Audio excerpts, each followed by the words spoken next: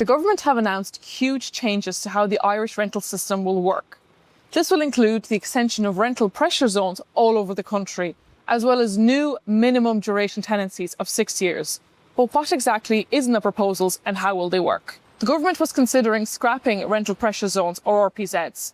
However, today they've decided to alter them instead. So are RPZs being scrapped? No, they are not, but they will be extended to all areas around the country. RPZs are areas around the country where rents are the highest and they're rising quickly. Under current rules, annual rent increases are capped at 2%, or they are linked to the rate of inflation, whichever is lower. But the government has now decided to allocate the entire country as an RPZ, meaning that all rental properties will have to abide by annual rent caps. So does this mean that the rates of annual rent hikes will be the same for all properties? No, it doesn't. Newly built apartments will not be included, and their annual rent caps will only be limited to the rate of inflation and not the 2% cap.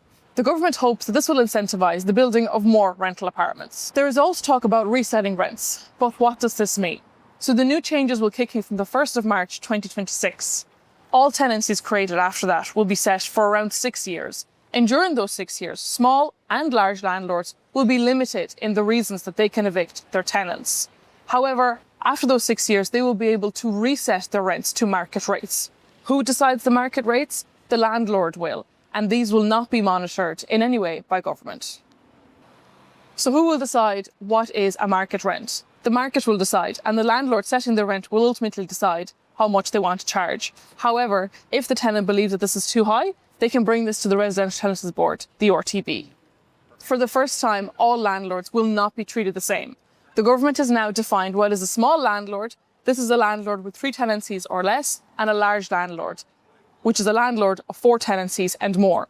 Large landlords will be effectively banned from what's called no-fault evictions during those 6 years of a tenancy.